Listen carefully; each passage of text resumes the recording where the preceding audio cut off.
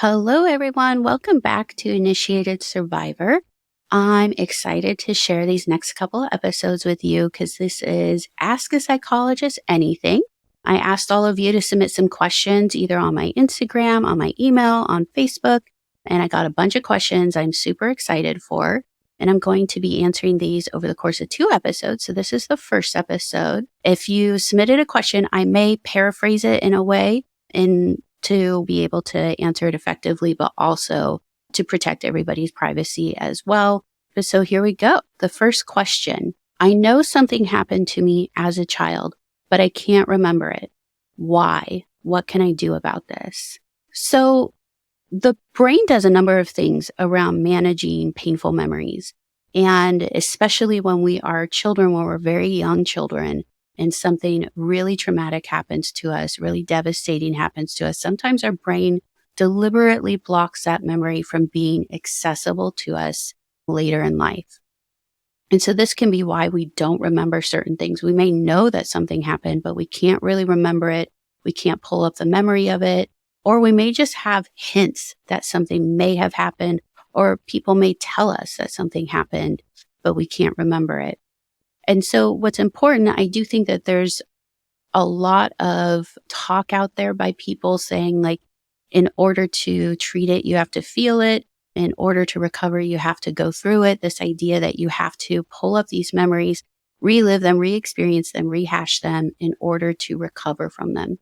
And that's not actually true.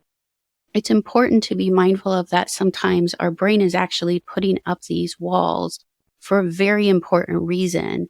And we don't want to destroy those walls or blow through them and force them open in order to try to recover. That oftentimes recovery actually comes from our brain and our body feeling safe and grounded and at ease to then allow what needs to be remembered and processed to be processed, right? And so I think what's important to keep in mind there is that we can process things like with EMDR, with somatic experiencing, with a variety of different trauma interventions, even if we don't remember the actual thing that happened. And this is really valuable and really cool that we do not have to pull up these memories in order to recover from them and make sure that they no longer are shaping the way we're engaging in the world right now. What's so valuable about this is that then we don't have to break through that wall and risk being flooded and re-traumatized again by something our brain was protecting us from. So this is a very normal thing that our brain does to protect us from really painful events and experiences. I definitely understand how frustrating it is to have some of our history and our story be inaccessible to us, especially when it's something traumatic, and know that you can absolutely achieve the recovery that you're looking for without having to drag it up.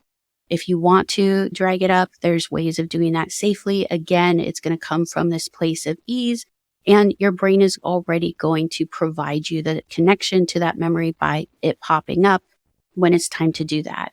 Ultimately, if you cannot remember it and your brain really does not want you to remember it, you're not going to remember it, and it's best not to fight that. So going along with this is another question. What are repressed memories? And is there a risk of false memories with repressed memory work? Yes, there is a big risk of creating false memories. Repressed memories was this theory that some people still buy into, but many people in the mental health field do not buy into this anymore. The idea was that traumatic memories will get repressed, which means that they are pushed away from our conscious awareness into our unconscious. So these memories are put someplace where we can't access them and we can't remember them, but they did indeed happen. And that the idea around repressed memories is that through therapy, psychoanalysis, hypnotherapy, you can uncover these memories and remember what happened to you and therefore recover and heal from it by exposing these repressed memories. The problem is that when people were doing all of these things, there were many very, very troubling false allegations being made against people for different abuses being suffered. We saw a lot of this pattern of repressed memories being about institutionalized or ritualistic abuse being perpetrated, all of that kind of stuff. That was not true.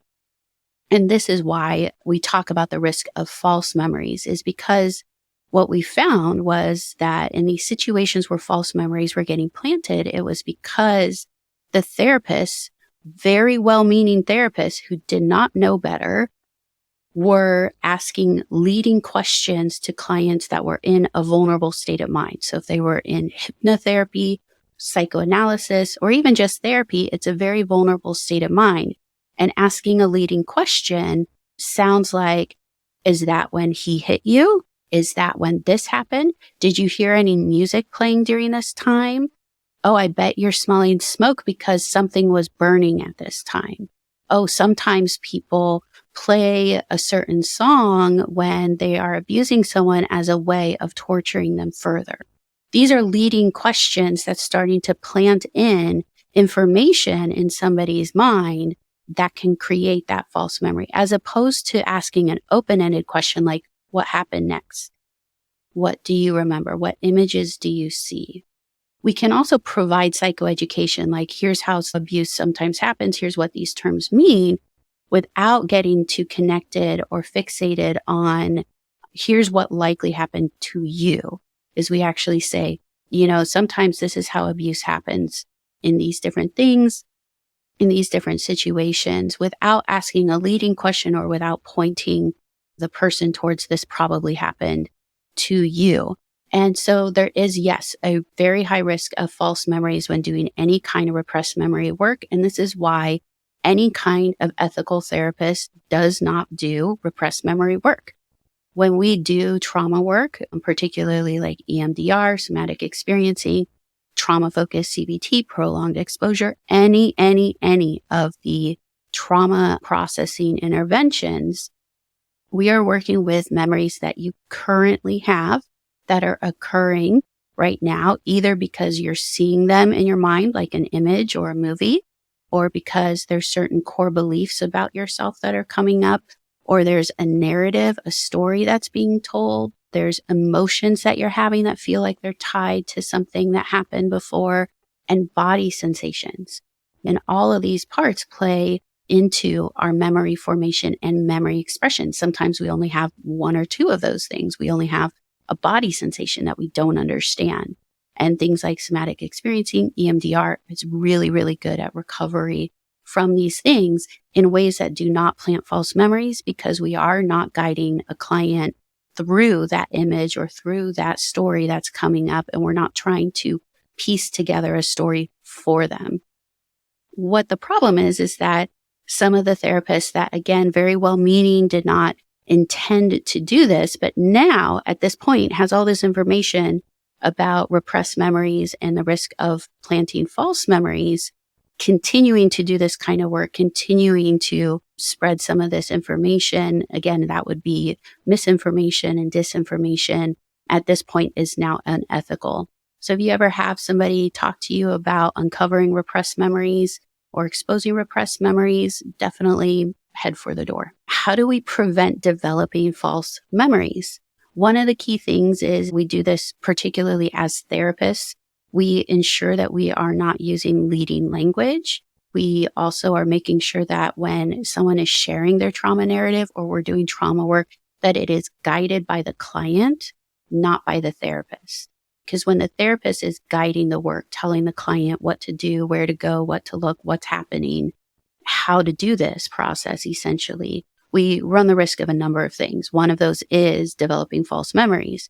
Another risk is actually that we end up flooding the client and re-traumatizing them, because as a therapist, even though I can read what people think and feel by observing their behavior, hearing their words, I'm not in their body able to talk with them or able to see what they're going through to know if they are outside of that window of tolerance, if their distress is going up, or if there's anything that is possibly happening to them around this. And so we put the client in the captain's seat to really guide this process, and that the therapist is just a supporter.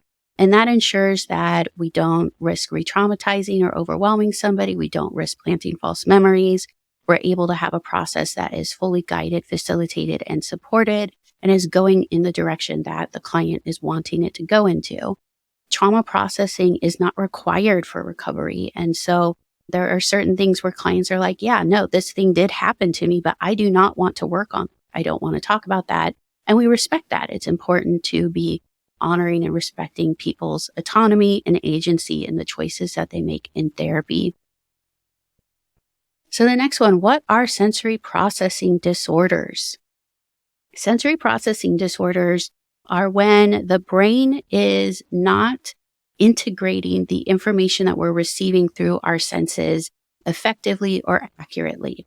And so sensory processing disorders can be like phonological processing or auditory processing, where the information that we're hearing or that's being said or that's being presented is not actually computing into some comprehension in exactly the way that it's being presented to us. We also have visual processing disorders. This is similar to like dyslexia, difficulty with reading, dyscalculia, having difficulty with visual spatial type of processing, of not seeing things exactly as they are, or having the brain kind of rotate and turn things, even though they're not rotating and turning in front of us. And so sensory processing disorders can also be around sensory integration. And this can be where the experience of the sensory world is overwhelming to the brain. And we see people exhibit stimming behaviors and things to try to feel grounded in an overstimulating world, very similar to autism spectrum disorder. As well, we can see sensory processing disorders come with things like OCD, ADHD, trauma, anxiety, depression, all of that kind of stuff as well. So how do we treat trauma with someone who has a sensory processing disorder? And I think this is a great question, because how do we share visuals with them? How do we do therapy with them verbally as well if they're having difficulty processing?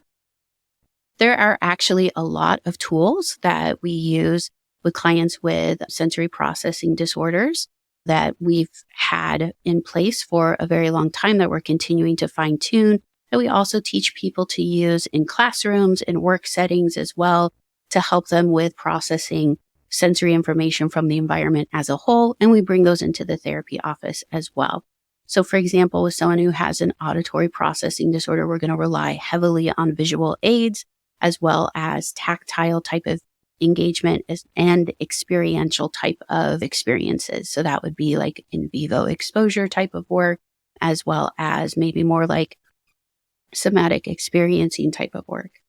Somatic experiencing is a great methodology to treat trauma with someone who has a sensory processing disorder, because it relies primarily on the person just noticing what they're sensing inside of them. Sensory processing doesn't typically block us from noticing what we sense, so much as just not experience the sense the same exact way as it's being presented to us. Somatic experiencing can be one of the ways that we actually build a lot of awareness around how we're processing sensory experiences, but also get this support and facilitation by the somatic experience practitioner to make sure that we're going through that process safely, effectively, and we're staying grounded and we're getting comfort and soothing during uncomfortable somatic processing. I do think that EMDR, brain spotting, is really helpful for people with sensory processing disorders, because we pull up different sensory experiences.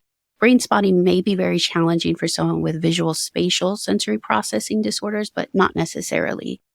That's something that you can definitely look up more information about. I am not a brain spotting professional, although it might be something that I learn in the future. Brain spotting is ultimately the idea that we track things with our eyes, and that can activate certain emotional experiences, sensory experiences, that kind of thing. And so if you have any trouble with being able to see a pointer that the therapist is guiding, we can do a number of different things to make sure that that is something that you can track with your eyes. If that's something that you can access, you can also do tracking in other ways, tactile as well, that can have the same kind of effect. If anything, it's very possible that if trauma is in some way contributing to the sensory processing disorder, that doing trauma work is actually going to help you with remediating some of those symptoms, with actually gaining some more sensory processing regulation. Okay, so the next question, and this will be the last one for this episode, is how can I best support my friend who is recently sexually assaulted and is struggling right now? I get this question quite a lot. I'm so sorry for your friend. This should not have happened to them. And we're doing everything that we can to eradicate sexual violence from this earth. And I think it's wonderful as a friend, as a support, that you're reaching out to connect with people to find out how best to support your friend. I think that's a wonderful thing to do and a beautiful gift to offer your friend. The first thing I think about for supporting someone who's recently sexually assaulted is to find ways to hold a lot of space. And what holding space means, we say those words a lot. Holding space means that there is room for this person to come in and be exactly as they are and feel exactly what they feel in that space without that space being disrupted or being taken from them. So what this can look like is setting up space within yourself or a way within yourself to be able to cope with stress, anxiety, anger, frustration, sadness that's going to come up around hearing somebody's pain, and being able to then sit with them as they share whatever they want to share or not share whatever they don't want to share, offering them room to cry, to get angry, to worry, to say whatever they need to say without jumping in and offering solutions, without immediately offering reassurance, without jumping in too quickly. Practicing skills around validation and validating active listening skills can also be really helpful for this idea of holding space. As a friend and as a support, it's also really important to know what your boundaries are. You don't want to hold space that crosses your own boundaries. So if you're having a difficult time coping with and tolerating some of the stress and anxiety that comes up within you as you're hearing their story, that's a good indicator that there might be some boundaries that you need to set. Taking care of yourself and your space and boundaries is going to help tremendously for you being able to be available to your friend who's needing the support right now. Some other things that you can do to really best support your friend is thinking about if there's any tasks that you can help with them with or take off their plate. So those tasks can be things like making phone calls and scheduling appointments if that's something that they need help with, connecting them with a community that can help them. I know for me, that was incredibly difficult for me to find and took a very long time for me to connect to a support group. And so that can be something that's really wonderful for friends to help with. Also, even just some basic self-care tasks, like cook them some meals and stick them in their freezer for them, go on walks with them during the day so they get out. Even if you're not talking about the trauma or about how they're feeling, you're just talking about your day, offering some distraction and some support and connection can be really powerful. I know for me, I had a friend who would take me out on walks, take me over to her family's house. We would watch telenovelas together, lots and lots of distractions. And it was so incredibly powerful as being a very healing and reparative act for me. Another way is to notice within yourself if you have any victim blaming myths that come up. Any times when you have a knee-jerk reaction of like, oh, why did you go there? Why did you put yourself in that situation? It's very natural when we live in the environment that we live in, that we're so inundated with rape culture, that we also have some of those inherent beliefs that get automatically reactive inside of us around things like victim blaming. Notice when those things come up. Notice that frustration that comes up of like, why did she put herself in that situation? And ask yourself some questions about that. First of all, it's likely that the frustration is actually coming from fear of like, I'm so afraid this is someone I care about and I don't want anything bad to happen to them. And I'm so angry that something bad happened to them and I feel powerless against it. And so instead of being in that powerlessness, I'm going to try to regain some control by putting responsibility on her. And we know that it's not her responsibility. It's not her fault that any of this happened. Absolutely. So start to learn to identify those things and challenge those things inside of yourself so that you can do some of the work around dismantling all of that in our world. But when we're able to really effectively manage victim blaming and victim blaming mentalities and the way that rape culture and misogyny kind of speaks through us, we actually become also very powerful healing agents for the people in our lives. So doing your own work to continue learning about this stuff, recognizing things that come up inside of you can also be incredibly powerful change agents as well, and really, really powerful supports. The other ultimately is really just being there and listening to your friend when they need you to listen. Again, within your boundaries to do so. It's not helpful to anybody to be resentful or to be overly exhausted and fatigued. If you need space and boundaries, take that space and boundaries. Your friend will thank you for that. But ultimately, just listening and just being there with them. If they just want to have you there to sit with them while they cry about it, while they rehash everything, and you're able to do that, that can be so powerful. They want you to come over and knit a blanket with them, keep them company and knit a blanket with them. That can also be remarkably powerful as a way of supporting a friend. Connecting them with resources can be incredibly helpful as well.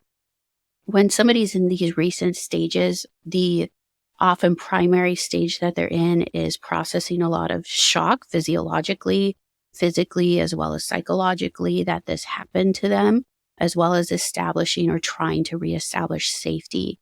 And so what that can look like is having very active trauma symptoms, a lot of flashbacks, nightmares, feeling really keyed up, feeling intense anxiety, feeling very scared or having panic attacks, difficulty eating, difficulty sleeping, or oversleeping sometimes can happen as well, difficulty focusing and concentrating, as well as feeling at risk everywhere and isolating to home and trying to stay away from large crowds of people, certain areas, that kind of thing. In this early stage, one of the ways you can support someone who has been sexually assaulted is to do things to establish safety. Come over to their house, make your actions very predictable. Tell them what you're going to do before you do it and do that. Ask permission before you touch them. Give them a lot of physical space. Don't sit right next to them on the couch. Sit someplace where they can see you. Don't block a doorway. Don't stand in the way of the doorway. Don't sneak up on them. Make a lot of sounds or noise if you are approaching them. Again, making your presence in the world around them a little bit more predictable. Doing things that also help soothing some of those symptoms can also be really helpful too. That can be like taking them on a walk, doing things that are physically active, practicing breathing techniques with them, giving them a spa day if they feel ready for that, where they can go sit in a steam room, in a sauna room, get a massage, taking them places that they feel safe and making sure they feel safe in those different kinds of things, helping them set up safety in their home. Do they need to move? Do they need to put on new locks or get a security system and that's going to make them feel safer? Do they need to have somebody sit with them while they tell their family and friends? Do they need somebody to go with them to the doctor? Do they need to get certain medical procedures around what happened to them and they need somebody to accompany them? That would also be really, really powerful to help them with that. If you are a friend who has an animal like a cat or a dog that this person really likes, bring them around a lot too. Animals are incredibly healing and reparative for this. When it feels like the friend is ready to move into some more support, like getting therapy, getting some recovery support, connecting them to resources can be really helpful without trying to push them into it, because we don't want to push anybody into therapy or any kind of recovery work that they don't want to go into. You can just ask, is there anything that you want to do? Is there anything that I can help you with? I myself loved doing things like going to sound baths, doing crystal healings, going to witchy ceremonies and rituals, doing meditations, going to restorative yoga, as well as going to a support group and going to therapy and seeing a psychiatrist. That all of these different things were incredibly powerful healing interventions for me. And having a friend who invites me to those things is even better and fabulous. All throughout my episodes, I'll keep sharing all different kinds of things that allies, friends, family members can do to support survivors as we go on and share more as well. All right, so that is it for now. Stay tuned for episode 2 next month. I'm going to share about best advice for dealing with PTSD, some different things about how to manage triggers and how to connect with relationships again and how to find a good therapist. You can also send me some more questions. If you have any more questions that you want to add to this, feel free to email them. You can DM me on Instagram or Facebook or TikTok or any of the social media pages you find me on under Initiated Survivor. And I will be happy to answer those in future episodes.